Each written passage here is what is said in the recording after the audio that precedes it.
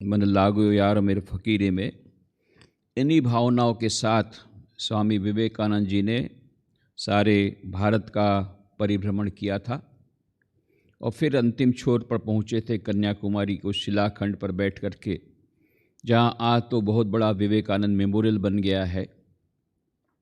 वहीं पर उन्होंने ध्यान किया था 3 दिन 3 रात, पर किसी देवी देवता पर ध्यान नहीं था, भारत माता पर का ध्यान था। ये सब बातें हमने कल बताई और ये हमने स्पष्ट कर दिया कि स्वामी विवेकानंद जी जो पाश्चात्य देशों में गए थे, वे केवल शिकागो विश्व धर्म सभा में भाग लेने के लिए नहीं गए थे, केवल सनातन धर्म का प्रचार करने के लिए नहीं गए थे, पर उनके दिल में जो ज्वाला जल रही थी, गरीबों का दुख उन्होंने देखा था, भारत की गरीबी देखी थी, निरक्षरता देखी थी, देशवासियों की दुर्दशा देखी थी। उनका समाधान खोजने के लिए वो उन्होंने निश्चय किया था। कन्याकुमारी के शिलाखंड पर बैठ करके जब वो कंडेंस्ड इंडिया बन गए थे, घनीभूत भारत, यह बात करी। बाद में फिर वे आते हैं जब मद्रास में, तो मद्रास के शिष्य तो उनके पीछे पड़े हुए थे, स्वामी जी आपको अमेरिका जाना ही होगा। तो जब आकर के स्वामी जी ने बताया कि हाँ मैं जाऊंगा, सब शिष्य इतने प्रसन्न हो गए, युवक लोग। और फिर बाद में स्वामी जी ने कहा पर मैं जाऊंगा, मैं जनता, यहाँ की भारत की जनता जनार्दन की सेवा के लिए जा रहा हूँ, उनकी समस्याओं के समाधान के लिए जा रहा हूँ, मैं उनके प्रतिनिधि के बनकर जाना चाहता हूँ, मैं किसी राजा का प्रतिनिधि बन के नहीं जाना चाहता। इसलिए तुम लोग फंड इकट्ठा करो मेरे टिकट का भाड़ा। अब बाला सिंगा पेरूमल हेडमास्टर थे मद्रास के किसी स्कूल के, उनकी सैलरी 100 रुपया उस समय थी, उसमें उनके माता पिता पत्नी 4 बच्चे, तो वो कितना दे सकते थे खुद, फिर भी जितना दे सकते दिया। अपनी पत्नी के गहने भी बेचे बाद में, वो तो पहले बात की बात है। फिर इतना सब वो उन्होंने शुरू किया कैंपेन, कुछ और भी युवक उसमें जुड़े, 1-1 रुपया 2-2 रुपया करके 250 रुपया मुश्किल से हुआ। स्वामी विवेकानंद जी तुरंत गए 250 रुपये लेकर के बाजार में। पहली बार जब गए थे वहाँ पर समुद्र के तट पर, तो वहाँ पर मछली पकड़ने वालों के जो परिवार जो थे वहाँ रहते थे झोपड़ियों में, वहाँ पर देखा तो उनके बच्चे एकदम नंगे, कपड़े पर वस्त्र नहीं है, भूखे हैं और कुछ कुछ काम कर रहे हैं माता पिता के साथ। बहुत रोए थे स्वामी जी, ये मेरे देशवासियों की ऐसी दशा है। तो जैसे कुछ रुपया हाथ में आए, तुरंत गए बाजार में, खिलौने खरीदे और ये खिलौने ला करके ये माछीमारों के, मछली पकड़ने वालों जो है उनके परिवारों के जो छोटे बच्चे थे उनको दिया। सोचा चलो भगवान की इच्छा है कि मैं न जाऊं। इधर मद्रास के डिसाइपल्स भी वो भी निराश हो गए कि स्वामी जी नहीं जाएंगे तो सनातन धर्म को वहाँ रिप्रेजेंट करने वाला दूसरा कोई है नहीं। इधर कुछ सनातन धर्म वाले तो कह ही रहे थे कि किसी को भेजना ही नहीं है हमारी तरफ से, समुद्र यात्रा करना निषिद्ध है, वो हिंदू ही नहीं रहेगा तो क्या हिंदू धर्म पर बोलेगा। इस प्रकार से सब चल रहा था। स्वामी जी भी अब समझ नहीं पा रहे थे क्या करे क्या नहीं। और इसी समय उन्होंने कहा, माँ को प्रार्थना की, जगदम्बा को प्रार्थना की, मुझे कुछ समझ में नहीं आ रहा है, आप ही कुछ दिग्दर्शन दो। श्री रामकृष्ण देव से प्रार्थना की, उस प्रार्थना के बहुत प्रार्थना की, दिन पर दिन प्रार्थना की। उसके फलस्वरूप एक रात को उनको एक विशेष दर्शन प्राप्त हुआ, जिसमें कि श्री रामकृष्ण देव समुद्र पर से जा रहे हैं और नरेन को इशारा करके बुला रहे हैं, तुम मेरे पीछे पीछे आओ, वहाँ पर चलना है, वहाँ तुमको जा कर के प्रवचन देना है। तो मानो ये स्पष्ट, यह निर्देश था कि उन्हें समुद्र पार जाना होगा, विदेश यात्रा करना होगा, अमेरिका जाना होगा। तब उनका मन आश्वस्त हुआ, फिर भी पूरा पूरा आश्वस्त नहीं हो रहा था। एक अद्भुत घटना अभी अभी प्रकाश में आई है। स्वामी शंकरानंद जी जो कि रामकृष्ण मठ मिशन के छठे परमाध्यक्ष थे, उन्होंने स्वामी तेजसानंद जी जो कि हमारे रामकृष्ण मिशन के जो शारदा पीठ के सेक्रेटरी थे, जो कि बेलू मठ के पास में ही है जो बड़ा शिक्षण संकुल, उनको कहा था कि वहाँ पर ए नरसिम्हाचार्यार करके एक भक्त थे जो कि स्वामी विवेकानंद के कमरे के पास में ही रहते थे वहाँ मद्रास में। तो वो रात को देखते थे स्वामी जी के कमरे में से रोज़ बातें आने वाली, कुछ कुछ बातें हो रही, स्वामी जी जोर से बात कर रहे हैं। तो कुछ दिनों तक ऐसा चला। फिर उनका, स्वामी जी रात को आप किससे बात करते हैं? तो स्वामी जी का ऐसे ही उत्तर नहीं दिया। 2-3 बार पूछने के बाद बोला कि अरे देखो, ये रामकृष्ण देव मेरे पीछे पड़े हैं, रोज़ आकर के मेरे को बोलते हैं ये पार्लियामेंट रिलीजन तेरे लिए किया है, तुझे बहुत सक्सेस मिलेगी, तुझे सफलता मिलेगी, तू अच्छा, तेरा प्रवचन बहुत अच्छा रहेगा, तुझे जाना ही पड़ेगा। और मुझे जाने की इच्छा हो नहीं रही है और वो मेरे पीछे पड़े हैं। ये सब चल रहा है। फिर आखिरी में जब बहुत ऐसा हुआ, तब उन्होंने सोचा ये जो मानसिक द्विधा का अंतिम कैसे होगा। बस उनके मन में आया जगदम्बा को ही लिखूं, साक्षात जगदम्बा, जिनको वो जयंत जीवंत दुर्गा समझते थे, माँ शारदा देवी, वो समय जीवित थी। तो माँ शारदा देवी को उन्होंने पत्र लिखा कि माँ, मुझे इस प्रकार से अमेरिका जाने की इच्छा है, पर मैं समझ नहीं पा रहा हूँ वो मेरी इच्छा है ना ईश्वर की इच्छा है। तो श्री रामकृष्ण देव तो मुझे कह रहे हैं, परंतु मैं समझ नहीं पा रहा हूँ, आप जैसा बोलेंगे ऐसा मैं करूँगा।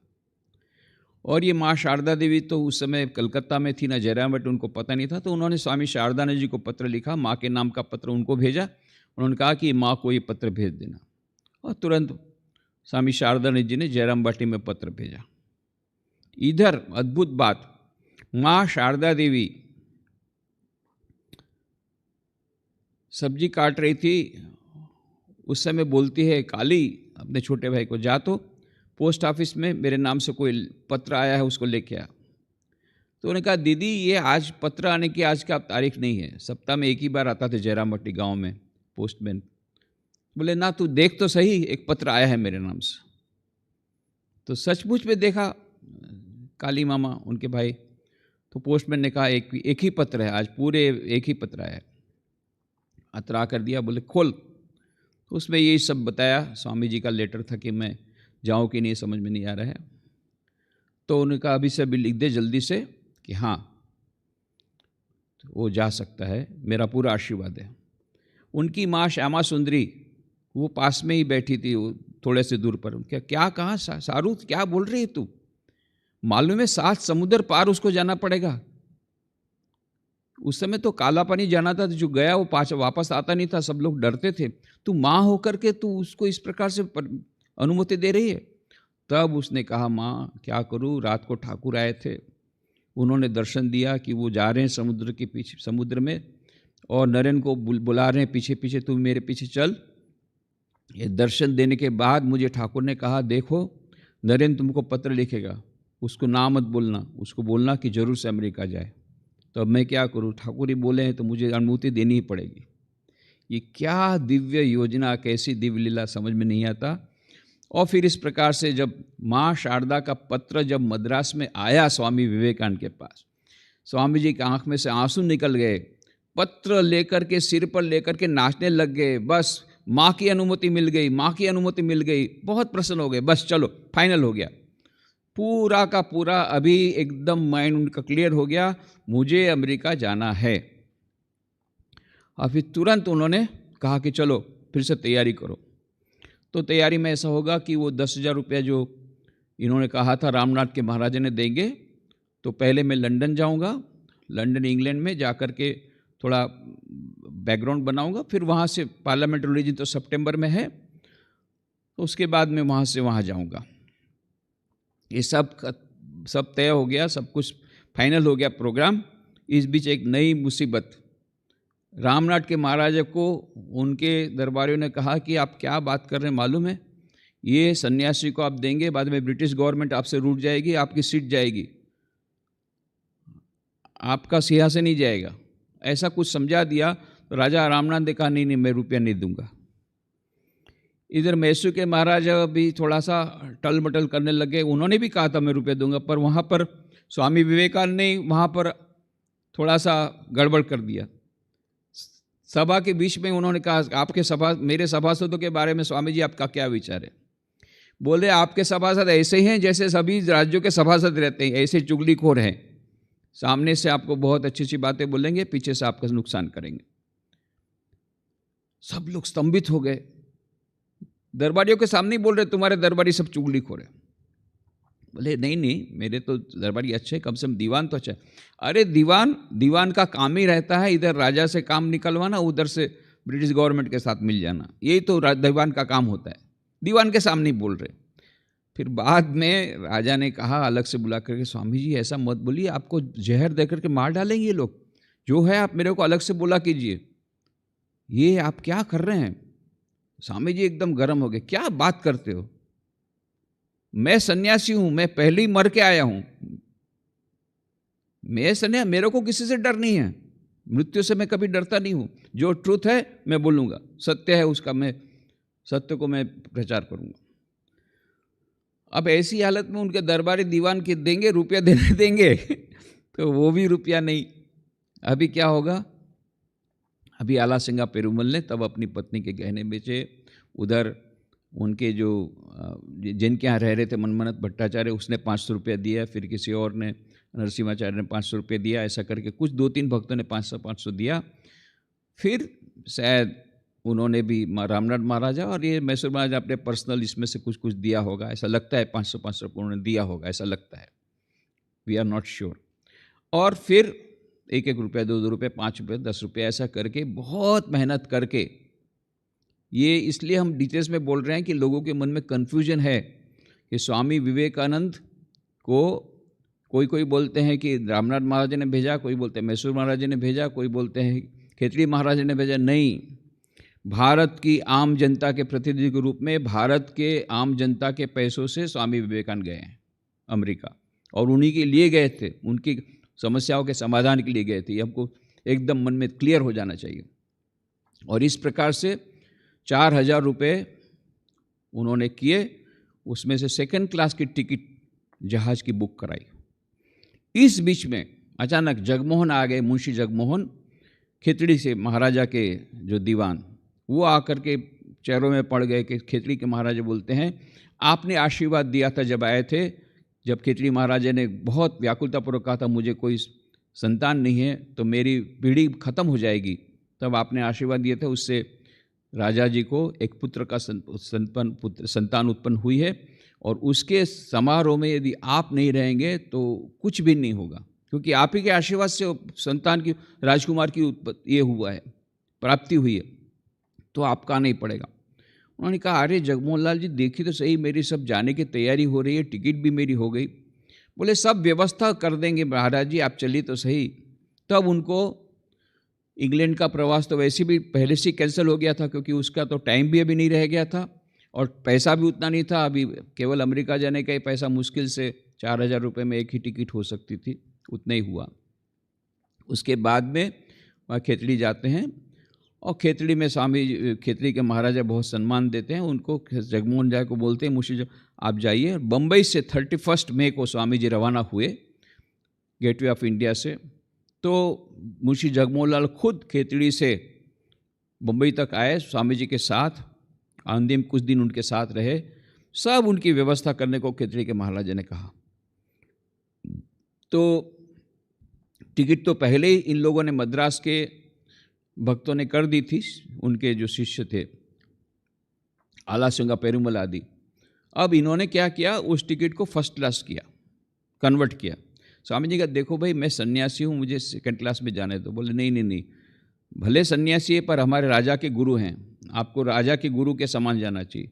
फिर कपड़े भी उन्होंने सिलवाए, जो भी तैयार किया, वो भी जगमोहन जी ने जब सिल्क का कपड़ा लिया, जो हम देखते हैं शिकागो धर्मसभा में आप पगड़ी जो देखते हैं वो सिल्क की है। सब लोग सोचते हैं स्वामी जी सिल्क की पगड़ी क्यों पहने, सिल्क का ऐसा कुर्ता वगैरह सब क्यों पहना, और उसमें स्वामी जी का कोई उसमें हाथ नहीं है। ये जगमोहन जी वहाँ पर बम्बई में ये सब कपड़े सिलवाए, उनके सिल्क के कपड़े सिलवाए। अब क्योंकि वो उन्होंने कहा नहीं, उन्होंने कहा नहीं मुझे सादा ड्रेस दीजिए, एकदम सादा, मैं सन्यासी हूँ। बोले नहीं आप जानते नहीं हैं, हमारे राजा ने मुझे स्पेशल कहा है, मेरा एक गुरु है, मेरे गुरु को जिस प्रकार से होना चाहिए इस प्रकार से व्यवस्था होनी चाहिए। तो इस प्रकार से सिल्क का ड्रेस पहना है, पर राजा को ये पता नहीं कि यहाँ पर +50 डिग्री सेल्सियस रहता है तो वहाँ -50 डिग्री सेल्सियस रहता है शिकागो में। तो उन्होंने ड्रेस जो करवाया, ऐसा ड्रेस करवाया जो कि गर्मी के दिन में चलता है, और वहाँ जाकर के स्वामी जी को तुरंत सितंबर में एकदम से ठंड में जाना पड़ा। वो उसकी कहानी तो बाद में बोलेंगे, अत्यंत वो रोमांचक और करुण कहानी है, कितना स्वामी जी को वहाँ सफ़र करना पड़ा। यहाँ पर इतनी बात हो गई कि बाद में ये कपड़े फर्स्ट क्लास में कन्वर्ट किया टिकट को। ये फर्स्ट क्लास में टिकट किया था उन्होंने कन्वर्ट खेतड़ी महाराजा ने, इसलिए स्वामी विवेकानंद के साथ जमशेदजी टाटा के साथ इतनी सारी बातें हुई, और जमशेदजी टाटा ने उनसे इंस्पिरेशन लेकर के बाद में इंडियन इंस्टीट्यूट खोला। ये भी पूरी दिव्य योजना। यदि स्वामी जी सेकंड क्लास में जाते तो न जमशेदजी टाटा से मिलते, न जमशेदजी टाटा को इस प्रकार से प्रेरणा होती इंडियन इंस्टीट्यूट ऑफ साइंस खोलने की और इतनी चैरिटी करने की, और वहीं पर इंडस्ट्री भारत में डालने की। स्वामी जी कहा, आप वहाँ से क्यों खरीदते हैं माल जापान से, आप खुद इंडस्ट्री डालिए, लोगों को एम्प्लॉयमेंट मिलेगा। ये जो विजन दिया था स्वामी जी ने शिकागो क्योंकि जापान से शिकागो एक ही जहाज़ में थे, और वो फर्स्ट क्लास की टिकट थी इसलिए एक साथ थे। और ये फर्स्ट क्लास की टिकट खेलड़ी के महाराजा अजीत सिंह जी कराई थी, ये उनकी क्रेडिट है। टिकट सेकंड क्लास की जो कराई थी उसको कन्वर्ट किया खेतड़ी महाराजा ने, और इतना सारा ड्रेस वगैरह उनको दिया, कुछ रुपया भी उनके हाथ में दिया। इधर जब 31 मई को जो जहाज़ ने छोड़ा गेटवे ऑफ इंडिया से, जब स्वामी जी रवाना हुए 31 मई को 1893 को, उस समय उनको छोड़ने के लिए न केवल जगमोहन जी थे, उधर मद्रास के आलासिंगा पेरुमल आए, तो उन्होंने आकर के वो जो 4000 रुपये में टिकट खरीदी थी वो टिकट दी, और साथ में उन्होंने 2685 रुपया 2685 रुपीज़, एक रुपया जो कलेक्ट किया था, पूरा एक रुपया सब स्वामी जी के हाथ में दे दिया, जो कि उनके खर्चे में काम आएगा, एक्सपेंडिचर के काम आएगा। ये सब कुछ उन्होंने दे दिया। तो आलासिंगा पेरुमल ये अमर रहेंगे। स्वामी विवेकानंद की गाथा जब तक रहेगी अमर, तब तक आलासिंगा पेरुमल अमर रहेंगे। उन्होंने जो काम किया है, अद्भुत काम, और उस समय उन्होंने वो स्वामी विवेकानंद के पीछे लग करके उनको कन्विंस कराया कि नहीं आपको विदेश जाना है, और वो घर घर जाके के 1 रुपया उन्होंने चंदा इकट्ठा किया। उनके और उनके मित्रों ने, कई मित्र थे उसमें, केवल आलासिंगा नहीं थे, पर आलासिंगा इतने भक्तिमान थे कि आप समझ सकते हैं। स्वामी विवेकानंद जी ने 21 फरवरी 1893, 21 फरवरी 1893 से लेकर के 20 नवंबर 1896, इसके बीच में 41 लेटर्स लिखे, 41 लेटर, और एक लेटर आप पढ़िए स्वामी जी का। लेटर्स ऑफ स्वामी विवेकानंद किताब अवश्य पढ़नी चाहिए, पत्रावली हिंदी में है। एक पत्र जो स्वामी विवेकानंद ने लिखा है, इतना पावरफुल, इतना शक्तिदायी, बहुत ही शक्तिदायी विचार पत्र स्वामी विवेकानंद खुद ने अपनी हैंड राइटिंग में लिखे हैं। ओरिजिनल सब कॉपीज बेलूर मठ के आर्काइव्स में पड़ी हुई है। ये पत्रावली पढ़िए, तब आपको लगेगा कि स्वामी विवेकानंद आलासिंगा पेरुमल को कितना प्यार करते थे। आलासिंगा पेरुमल और दूसरे जो मद्रास के उनके भक्त थे, उन्होंने कितना इसके लिए सेक्रीफाइस किया था। उनको प्रेम से उनको अचिंगा करके बुलाते थे। स्वामी जी सबको एक उपनाम देते थे, तो उनको अचिंगा करके बुलाते थे स्वामी विवेकानंद जी। तो इस प्रकार से स्वामी विवेकानंद जो अमेरिका गए थे, वो केवल शिकागो धर्म सभा में भाग लेने नहीं गए थे, भारत की जनता के उद्धार के लिए गए थे। और केवल राजाओं के पैसे से नहीं गए थे, भारत की जनता के चंदे से 1 रुपया जो चंदा इकट्ठा उससे गए थे। ये हमको ख्याल रखना पड़ेगा। और फिर इस प्रकार से 31 जनवरी को वहाँ पर 31 जुलाई को 31 मई को 31 मई को स्वामी विवेकानंद 1893 को बम्बई से निकले। उसके बाद की कहानी हम लोग कल सुनेंगे। आज यही समाप्त।